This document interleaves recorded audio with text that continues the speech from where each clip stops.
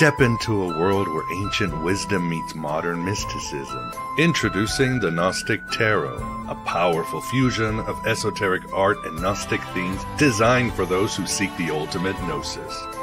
This mesmerizing deck, rich in symbolism, draws from the profound teachings of Gnosticism, serving as an ideal companion for meditation, reflection, and the exploration of spiritual realms.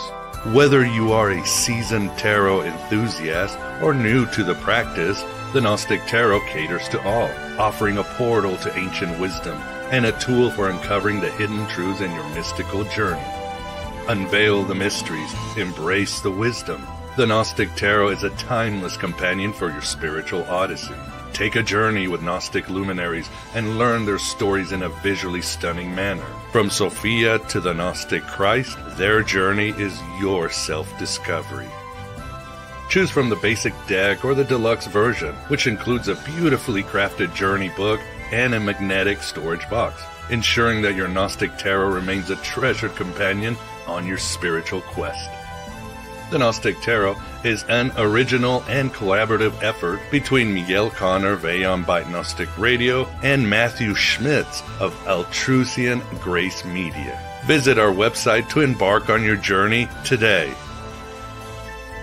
Syncrasis Publishing, where ancient wisdom and modern mysticism converge. Happy Heresy and welcome to the Desert of the Real. Welcome to Aeon Byte, you spiritual entrepreneurs, you veterans of 1,000 psychic wars, and you servants of Hagia Sophia. And yes, from the intro, get thee thy Gnostic Tarot. It's created amazing results, and as the promo says, it's a journey into understanding Gnosticism and your self-knowledge. And I should mention that my wife, Serafina, is now offering Gnostic Tarot readings, going very well. It's all in the show links. For patrons, you do get a discount, and for you AB Prime members, just message me and I will get you the discount. You'll go on a journey, and on this journey, my name is Miguel Conner. As always, I am your Pompatus of Gnosis, that madman across the waters. And I hope everybody is doing well in this Philip K. Dick world, these Gnostic times, and this age of Hermes. I hope you're writing your own gospel and living your own myth. And today I am very excited to be joined by Ana Cortez to discuss the Doors of Somnipathy, a new dimension of card reading. Ana, thank you very much for coming on the show. So happy to be here. Thank you so much, Miguel. Pleasure is all ours. And with us too, we've got Graham Pong. Graham, how are you doing today on this Mars Day? Oh, I'm doing fairly well. I'm interested in hearing from Ana because it brings things full circle. I had some classmates back in the 70s who were using playing cards for divination, so should be fun. Nice. Yeah, very interesting. And how did it work? Did they invest in Apple or something like that? How did things go for them? Oh, I lost track of them years ago. Hopefully it worked out well. Again, it's a bunch of silly, junior high school kids. Tag. Right. Yeah, it's all magical. It's all magical. So awesome. As always, please, if you have any questions for Ana or you want to complain to me, please super chat them so we can get to them in the comments. I already see some cool people there. Good to see everybody if you're tuning in live. and I hope it's rewarding if you're listening on the replay. Not much into the housekeeping. We've got David Block this Friday for his second show on Who Are the Gods. Next week, we got some very cool shows. A show on the Nag Hammadi Library, a show on Gnosticism in the Roman Catholic Church, and Gary Lockman will join us this month to discuss his exciting new book. So don't go anywhere, and don't let the Archons make you forget who you are, because you are amazing and you are going to do so many wonders before it's over. So Ana, tell us about, let's start from the beginning, the hero's journey. How did you come about finding, or how did this deck find you? Yeah, that's a great question. It definitely felt like that, like the deck found me. I had nothing to say about it. I was a kid, really, and my father was very eccentric. He was an occultist, and he assigned himself this art project. He'd never created art before. He wasn't an artist. And he assigned himself the project of illustrating the playing cards. It seemed random at the time, but he felt that modern day playing cards had lost their spirit, and that the decks of old, you know, the woodcuts and the historical decks had much more character. So he wanted to bring life back to this deck that he had always loved. He always loved playing cards. And so he just started off painting the playing cards. I mean, the court cards. And something happened. What came through on the canvas surprised him, and he couldn't stop painting. And he wound up painting these gigantic canvases, 40 inches tall, 42 inches tall, for all 52 of the cards. And he never looked back. I mean, that was it for him. It just kicked off a lifelong obsession. And I was a kid at the time, and it was just something weird Dad was doing. But it affected me. I mean, obviously, it was profound. And his girlfriend started teaching me how to read using his images and the playing cards.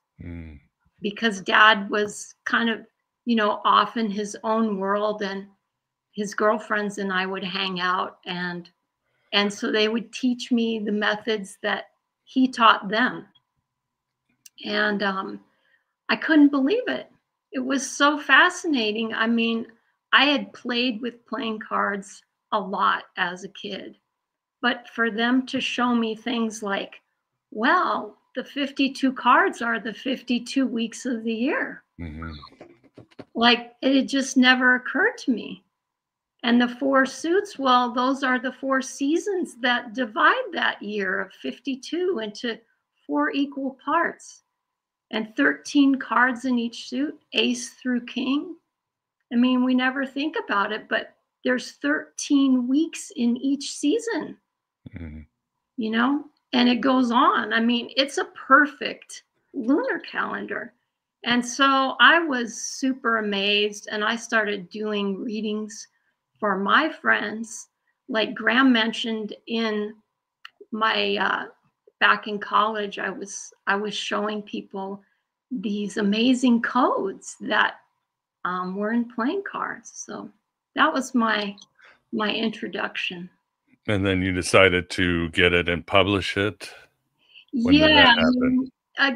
You know, my life, I was going to college. I had other things to do at that point in time. And I just sort of left Dad and his crazy girlfriends in the wake, you know. But then when I hit my Saturn return, it just sucked so hard. I'm going through it now. It's brutal. It's so brutal. And I picked up Dad's cards. And I called them on the phone. I'm like, okay, I need to learn these damn things. Like, help me out here. Like, what am I looking at? And so we started talking and collaborating, and I had so many questions, and there weren't really a lot of answers at that point in time. But we just started hanging out together, and he started illustrating again. Mm. I had sort of rekindled his flame for all of it, and so yeah, there was a lot to learn, and then we published a different deck first. His paintings, his original paintings, only got published here in 2023. I mean, my dad's been dead. Mm. You know, he's passed. He died without ever seeing that work published. Those enormous paintings just traveled from one attic of a family member to the garage of a different family member. And it was like, you know, these things are such a pain to carry around, but he never lost hope that something would happen someday. And it came through with a bang in this Doors of Somnipathy. When I started writing it, you know, I'd been working with cards and his imagery for a long time. And I thought I knew, you know, most of everything. I'd been teaching it for decades. And so much more came through in the writing of the Doors of Somlipith.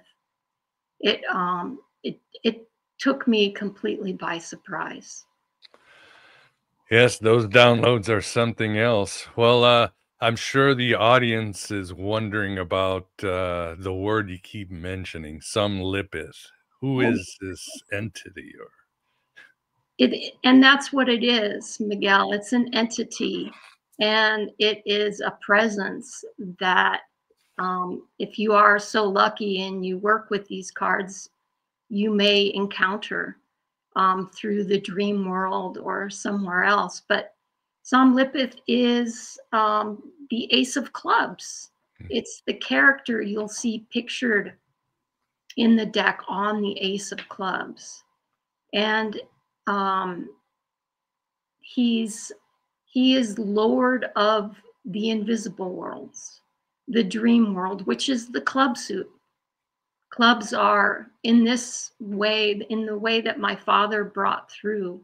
Clubs are the air element, and they're the worlds of imagination and the dream and the mind, mental abilities. And as the ace, he commands, you know, his entire realm. And this is the realm where we find the cards. We have to be able to imagine. We have to be able to navigate those interior worlds. And so he introduced himself to my father as the ruler of the deck. And my father always told me the Ace of Clubs rules the deck. And I was like, okay, yeah, whatever. That's weird, but sure. But then during the writing of the book, I met him a number of times, and I feel that he guided me through the writing of the book. So he's definitely real. yeah, and you mentioned that Somlipith is often known as the was it the dream moth or dark moth? Of course, people are going, wait, John Keel, Mothmen, are they way off? Or You know, he is a creature of the dream, Mhm. and he's definitely dark. He comes in the night, you know, he lives in the in-between spaces, between wake and dream, or between wake and sleep, I should say, that space, that REM space, Mhm. where, you know, we're neither in one world or the other. And so, yeah, I mean, I call my local cartomancy group the Dark Moth. Mhm. So you would say it's sort of that being that is in the liminal places, deity Yes. of the doorways, like Yeah, Hermes or Hecate, in the in-between where the trickster is. That sort of absolutely. intelligence it is. Right. The spade suit is the darkest suit, and it's not spades. Spades is the dense earth. It's the physical.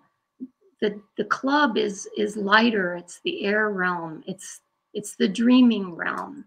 And that's what Somlipith rules. And the name Somlipith was, communicated to us. That's like his dreaming name. Fascinating. It is interesting. And his charge was basically, let's bring this deck out of the ether into the real world. I guess it was time. Yeah. Yeah. I guess it was time. And this is why I named my mystic order the Order of the Black Ace. And isn't it interesting, Miguel, if you think about it, the Ace of Spades is so symbolic in our culture, right? And people will wear the Ace of Spades on a t-shirt, and it represents playing cards. It's like a symbol for the deck. And it's the most decorated card in a deck of standard playing cards. And in a way, when the playing cards became an earthly object, instead of the mystical object that they were created to be, the crown passed from the Ace of Clubs and was usurped by the Ace of Spades as it became a gambling tool and those sort of things.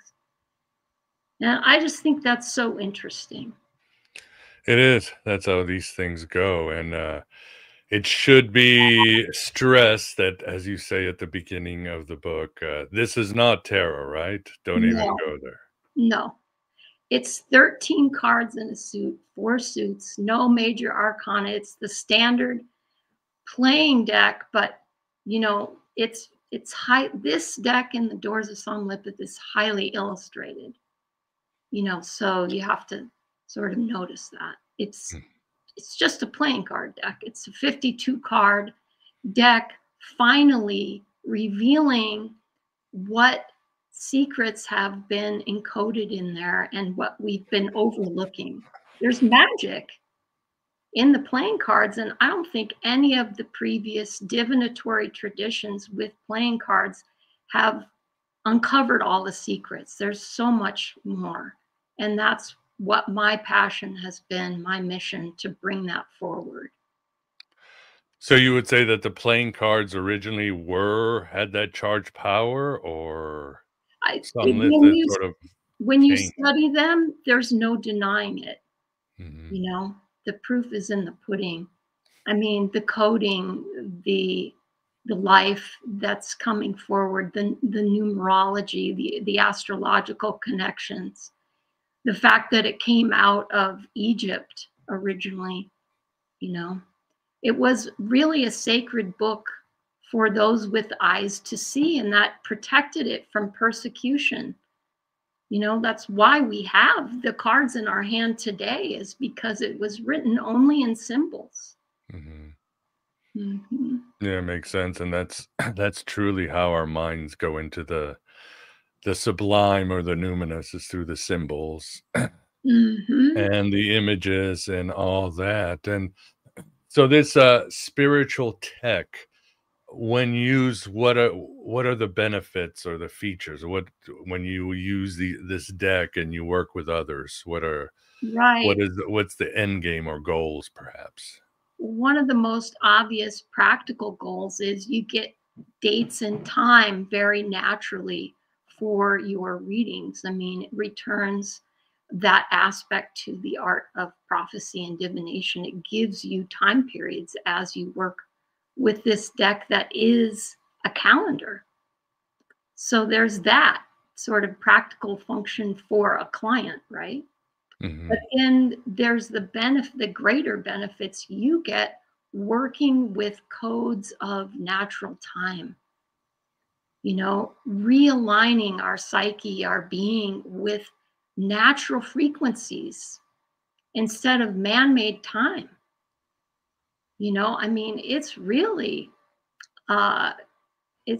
messed with us, this man-made time. And I can't help but think that it was an intentional hijack on someone's part. And returning to natural time is like it's a frequency thing, you know, and it changes your life as you align with these frequencies that resonate with your being, Mm-hmm. you know. So it's a continual meditation on natural time, and the frequencies of the playing cards are that. So even if you're playing games with cards without even knowing it, you're working with those numbers, those harmonies. Mm-hmm. You know, I think it's interesting when certain people are really drawn to playing cards and they don't know why, like certain people, you know. And I think that there's a communication going on. Absolutely. Agreed. A Agreed. magnetism. Yeah. Yeah, I do remember. Yeah, that was natural. My family in Portugal, you know, you work, you're doing chores, and in the middle of the day or in the evening, my mom or my aunt or my uncle, they just sit there and just they would start laying down cards, playing solitaire, doing this, and I kept thinking, well, it's almost like they're meditating. This is a meditative practice to ground themselves, especially, you know, during a hard day, at the end of a hard day. So, Absolutely. And those red, black, odd, even, the mhm. 13, the 4, you know, the seasons, it's just something inside of us is communicating with those frequencies. Agreed, agreed. A natural time. It reminds me of the story that my friend Gordon White always says. Well, first of all, yeah, William Burroughs did say that time was an archon created to trap us. It's not a benign Mm. thing, as even though we think today it's linear and it helps us trains run on time and understand. And he talks about this documentary where you go to Africa and there's a train and everybody gets on the train. And I think it was Michael Palin from Monty Python who did the documentary. And he'd go into on the train and he'd ask people, well, what time does the train leave? And people in Africa, it leaves when it's full. And he couldn't understand it. But yeah, once the train is full, it goes, drops people off at the next city, and then people come throughout the day. When it's full, it goes to the next city. And he couldn't, it just freaked him out. He just couldn't understand. But, you know, the society worked there. I mean, so what do you, what's your, how do you explain what natural time is, Anna? Well, it is a completely different way of thinking, just like you're talking about, you know. And it's difficult because we don't live in that kind of society here. We live in a world where you got dates and times that are based on man-made, and you've got to keep those in your mind, Mm-hmm. you know. So in my view, we have to combat that. We have to counter that with an active study, an active practice in natural time, if we are to, you know, become whole and have our frequencies really, you know, at the highest level. Yeah, definitely agree with that.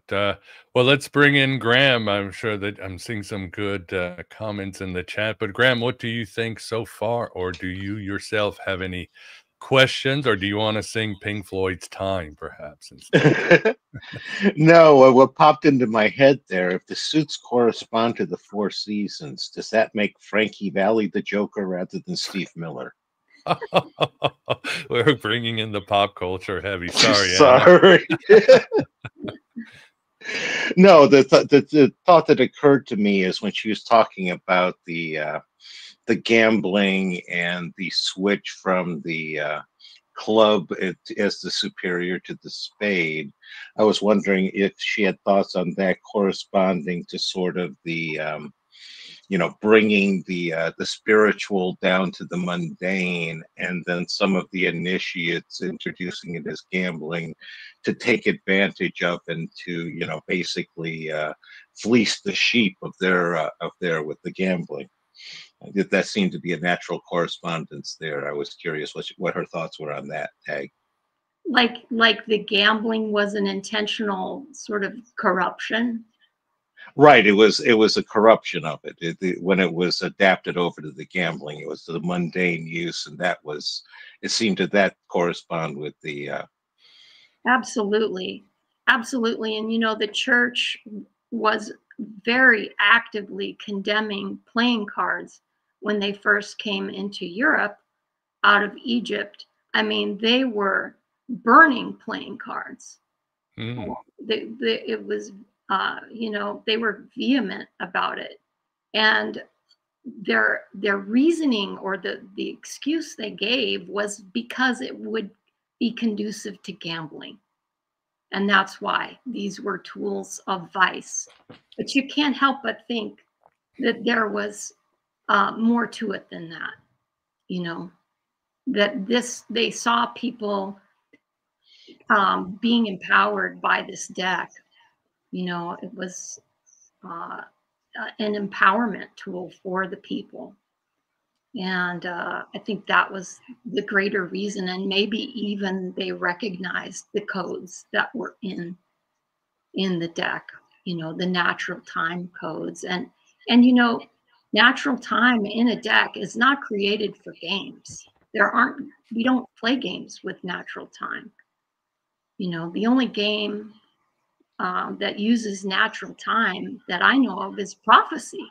Mm-hmm. These cards were created for something else. So I think the church was very fearful, and I think gambling, absolutely. I mean, it's sort of sad and crazy for me to drive around and see all of the casino, billboards on the highway here in New Mexico, and the sort of bastardization of the playing cards down to the lowest level. And yet I see how ubiquitous it is and how people just automatically respond to these symbols in playing cards. It's so, no other deck is as widespread.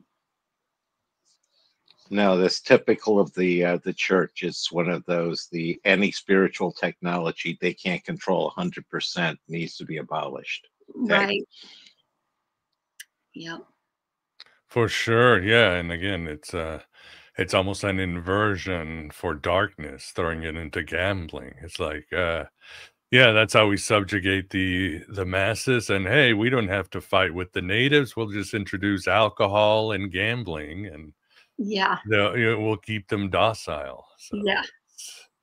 Yeah. how these entities, these dark entities work. But what are you going to do? Well, what are you going to do is have shows like this where you can tap into the true source of these images, this magic, right, Anna? That's the way out. That's the way we break the black iron prison of Philip K. Dick, right? We find that. We use these tools. Yep.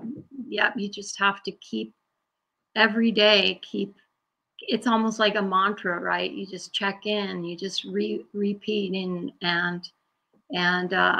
you have to combat these forces actively.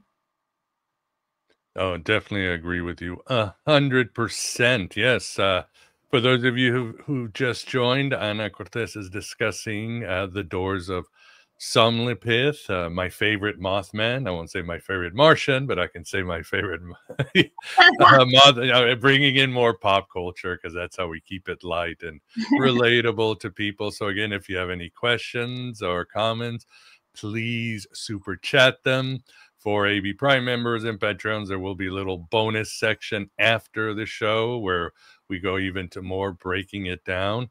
But my next question would be, you talk about this is sort of, what do you call it, a divinatory geomancy? Oh, yes. Tell us about that, please. Okay, well, that was a piece that my father brought in that was just enormous piece of the playing card mystery. Because there's so many things that have been unused, untouched within the divinatory communities regarding playing cards. One is time. I mean, that's the hugest one. Like, no one uses the deck as the calendar it is, even within the divination community. So that's something my father and I have done from the beginning. All the layouts work with natural time. The other thing, another big thing, is the geomancy, as you mentioned, Miguel, and that is based on the knowledge that all the binary coding in the playing cards. It's not accidental. The red, the black, the red, the black, the odd, the even, the odd, the even. It's ones and zeros. It's black and it's yes and no. Every time you lay a spread of cards out, you know? So African geomancy, divinatory geomancy, which again, just like playing cards, traveled up from Egypt into Spain, and the European Renaissance was big into divinatory geomancy. And it's funny how that divinatory practice isn't really that popular in the West right now, but at one time it was very prominent. And the playing cards create geomantic figures, which are just odd and even. They're figures based on an odd marking or an even marking, a yes or a no, or 1 or 0. And every time you lay a spread of cards out, you're making geomantic figures, whether you're consciously doing it or not. So my father made that connection. And so that's another layer in a reading, And for the audience, what is geomancy, for those that might not know, since it's become so obscure these days? Yeah, geomancy is also known as the science of the sand. It originally started, we don't even know how long ago. It's so ancient, and different countries claim origin. There's legends in different countries. But basically, you've got, I wish I had given you I could use a visual on this, but it's a 4-tiered figure made of an odd or an even marking on each of those 4 tiers. So you get 16 total possible figures, and they're just made of little dots.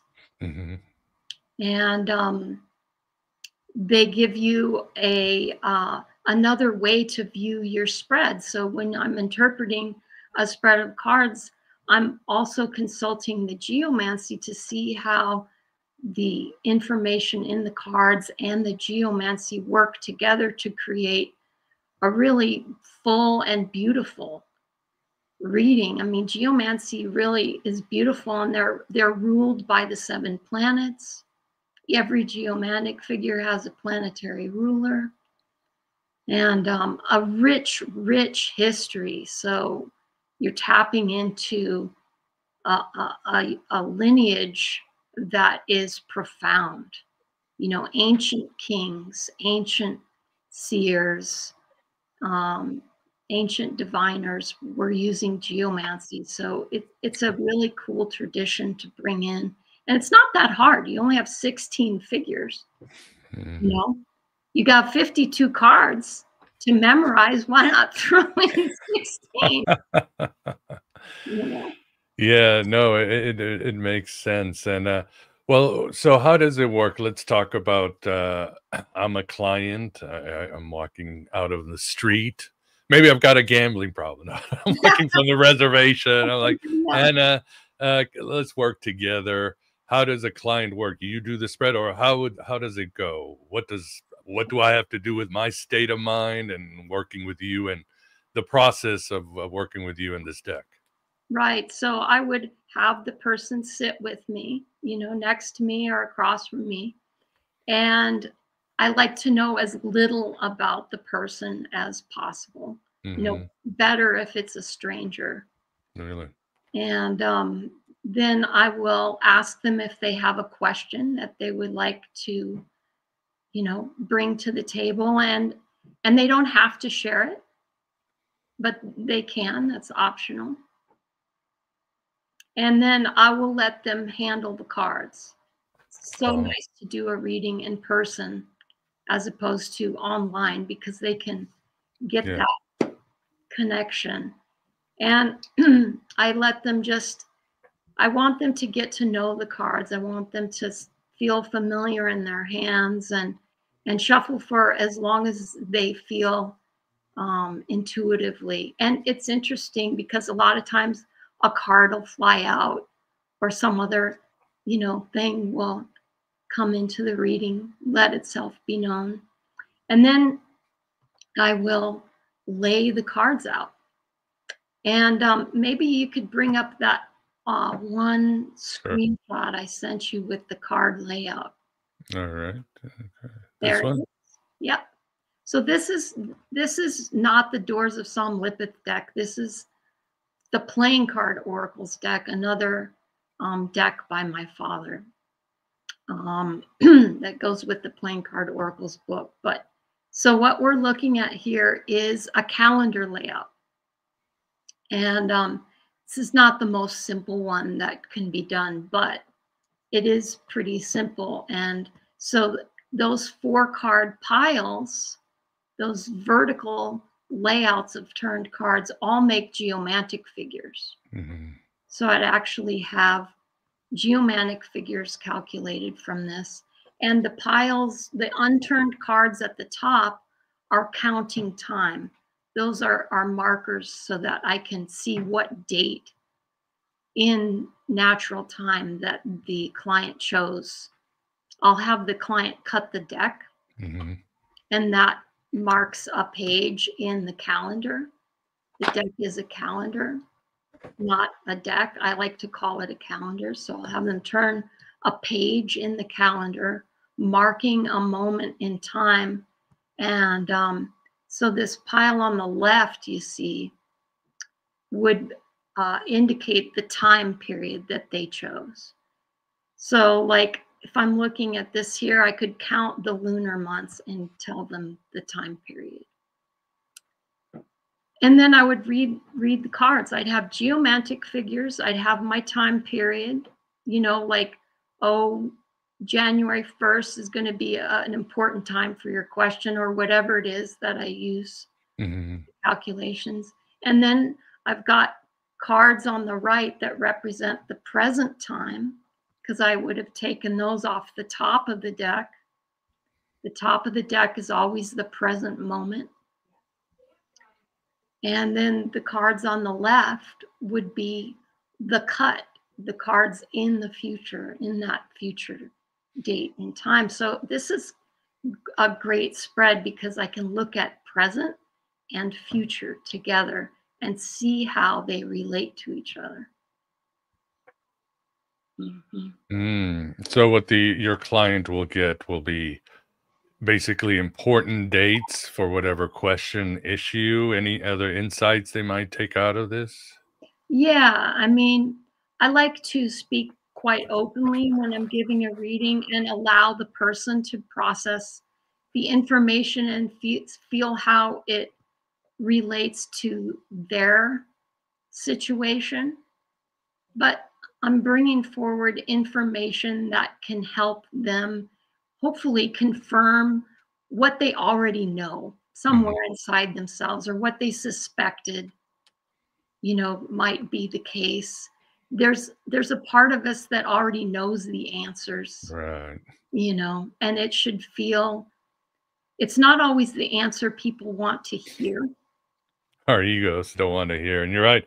My wife always says that when she does a tarot reading, she's like, they know the answer. I'm just here to facilitate having to face the hard choices because you're right. No, we all don't want the answer. We want some other substitution, easier way, softer landing. And our egos don't want to change, right?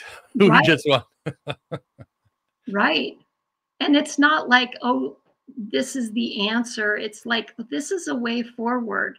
These are the energies that you're dealing with. Mhm. This is where a good place to focus would be, you know, to navigate that challenge. Exactly. Mhm. Well, while we have it up, let's look at some more of the visuals, if you don't mind, and you can let us know. Well, this is gorgeous. Tell us about this.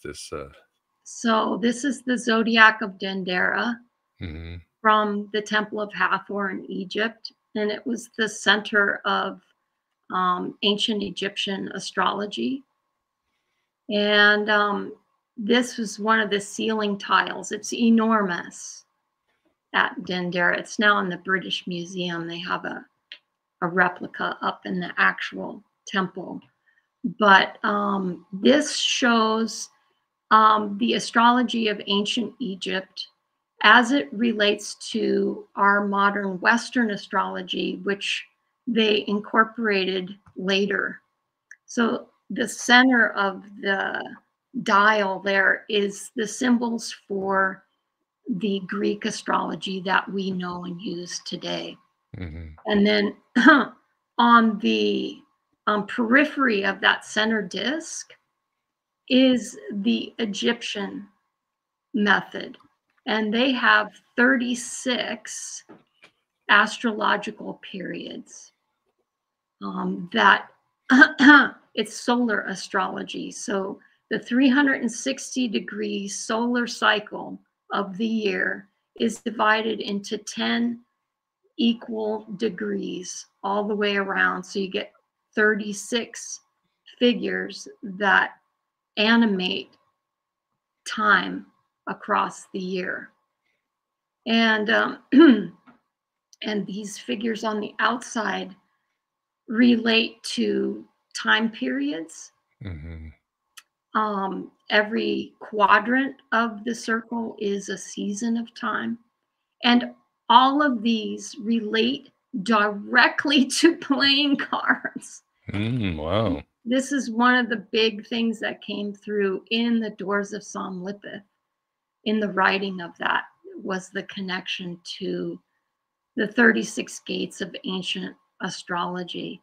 So in the book, I give very simple methods to start using this astrology with the playing cards, and it works in a very different way than the spread we just looked at, which is all based on lunar timing. So Right. these are layers of time, all within the same one and the same pack of cards that all work together as you want to look at them, as you want to incorporate them into your readings. It's just they're available for people to use in their readings.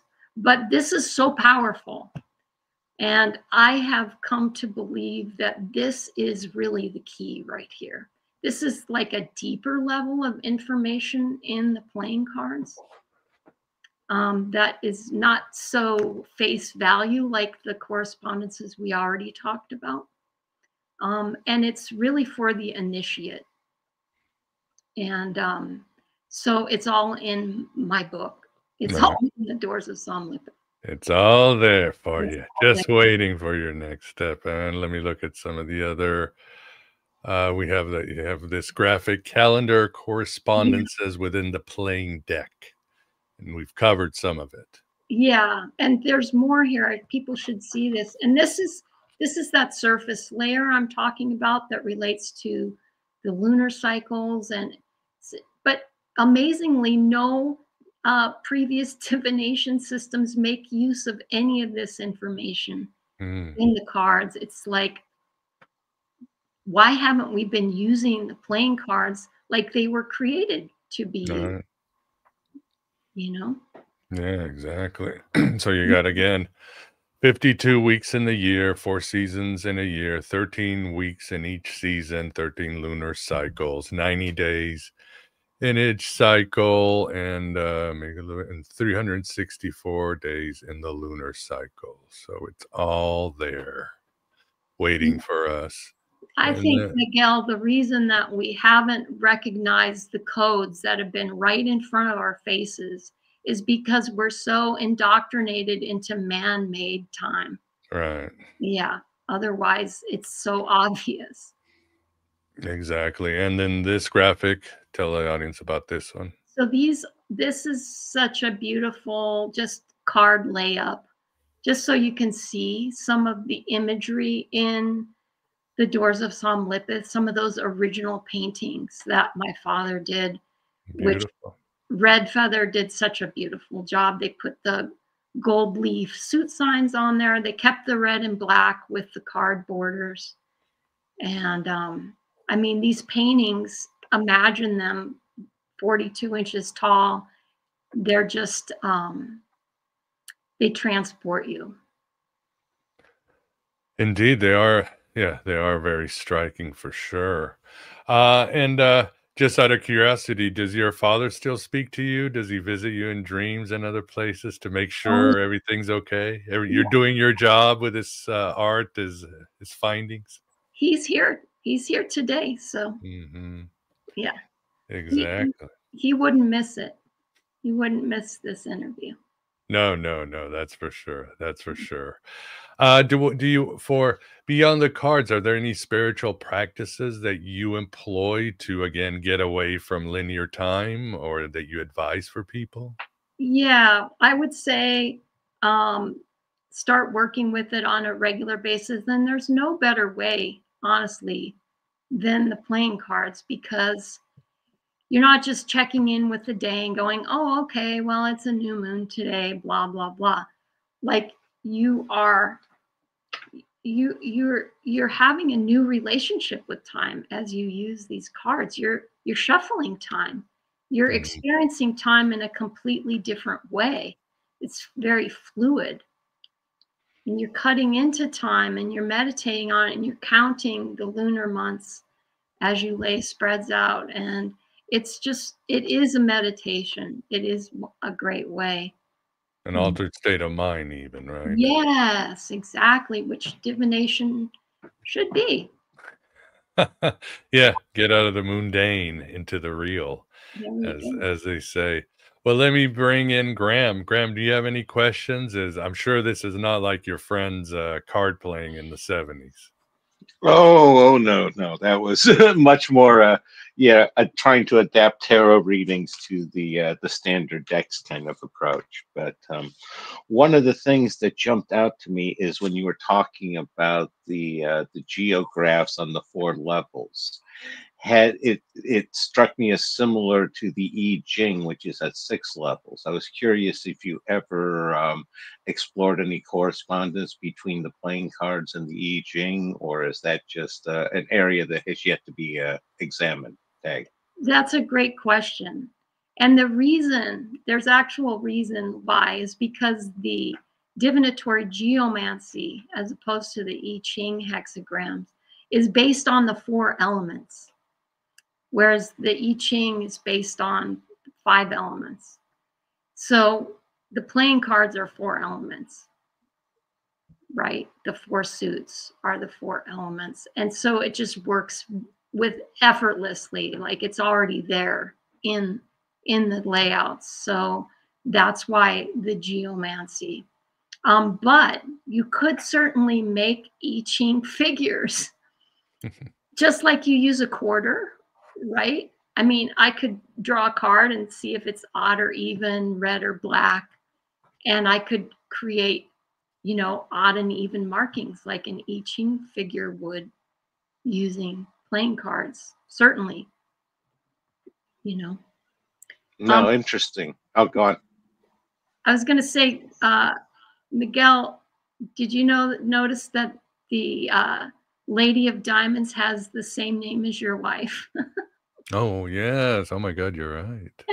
I mean, your wife's Serafina, but Yeah. she's Seraphine.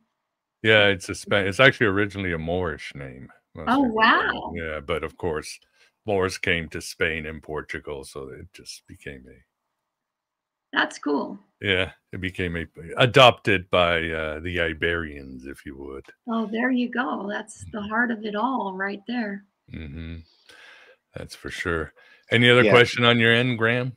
Yeah, no, the other one was this was from the chat, is if you see any of that card magic captured in some of these more modern card games like Pokemon, Yu-Gi-Oh, Magic the Gathering and such. Just random pop culture. Yeah, absolutely. I mean, playing cards is kind of the heart of it all, and you see it manifesting in different ways.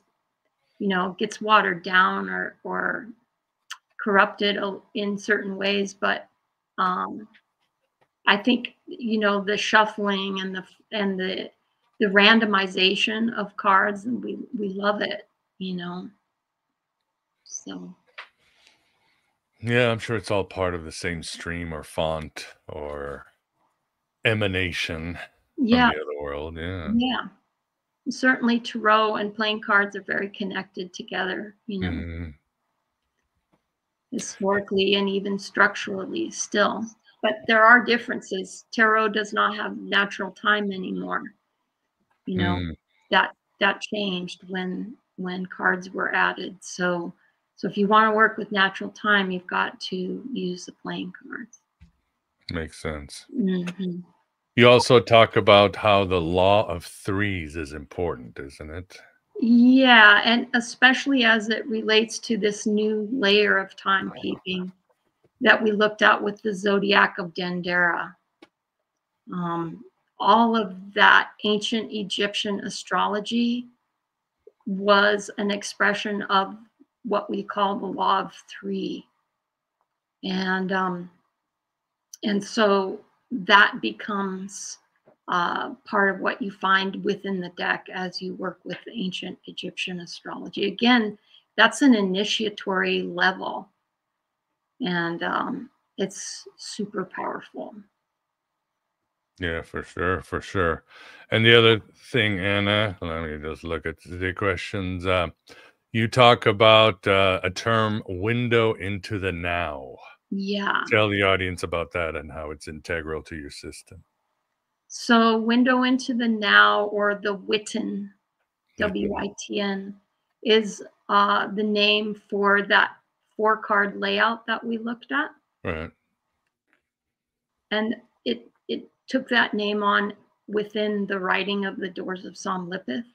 I was shown those cards as the way to enter the now, because if you think about it, you've got 4-card positions in that 4-card spread. One relates to the diamond suit, one relates to the club suit, the heart suit, and the spade suit, which are the 4 aspects of our own self, our own psychology. We have the consciousness or the spirit, which is the diamond suit, the mental self, the breath, which is the clubs, the heart, you know, which is our emotion, and then the spade suit, which is our physicality, our dense physical body. And all of those parts of ourselves exist simultaneously within the present moment. That's the only place we can access them all at once. And so every 4-card spread is like a snapshot of the person in the present moment. And what I've been shown is that it is that doorway, that moment in time that gives us access to every other moment in time. And it is a way to become ultimately present and to see yourself as this multi-leveled being. So that's the window into the now. Mm-hmm. Makes sense indeed. I love it. So tell the audience where they can find more about you and how to get the cards and how to work with you and all that great stuff.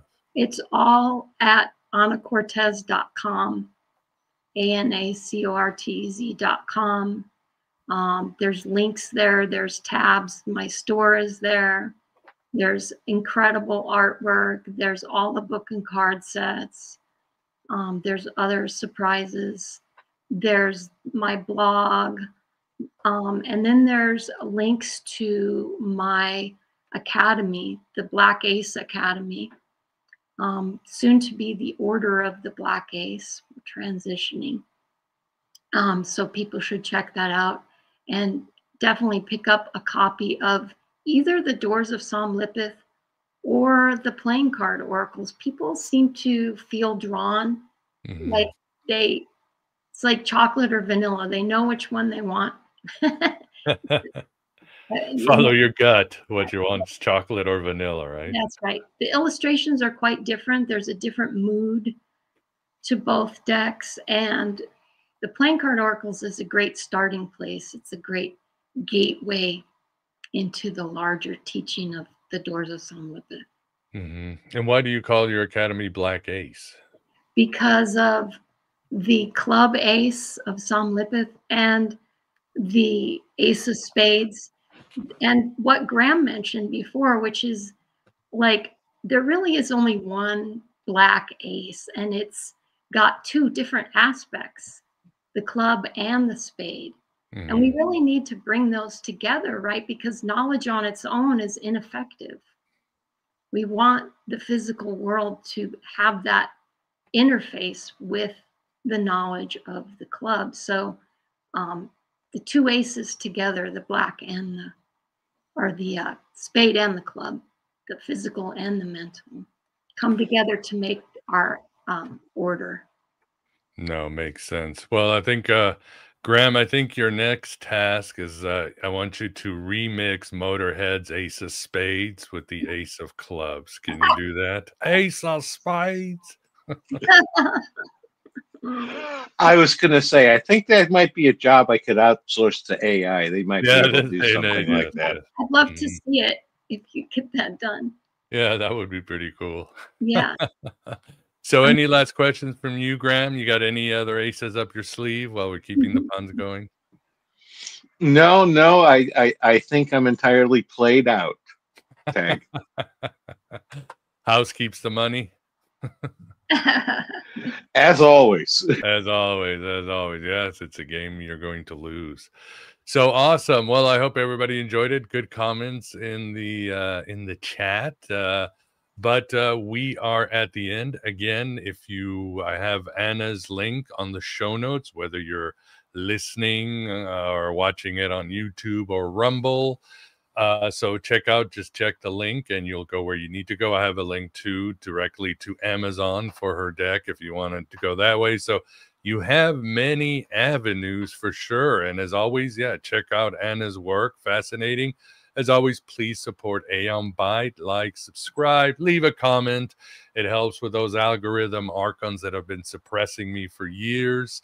Again, support it in any way you can. Get the Gnostic Tarot, get a Gnostic reading. I do take crypto. If you're looking for voiceover work, I'm always here to help. Just help keep this red pill cafeteria open. And yes, if you want to know the Doors of Somlipith is Gnostic. As I say, Gnosticism is an Egyptian religion. It came from the same font that Anna and her father are tapping to. It's the same primordial, not even perennialism, even older than perennialism, really the font of consciousness, if you would. So it's all there. It's all Gnostic, along with the Hermetices, alchemy, and the deck that we've discussed. But we are at the end. Graham, thanks for keeping us company on this journey. Oh, it was a pleasure as always. And I thank Anna. It was great to hear from her and her playing cards. Thanks, you guys. It was super fun. Yes, Anna, it was great having you on. It was a fantastic interview. And thanks for bringing this spiritual tech to the world. We all need more options today. We need to go inward. We need to go outside of linear time.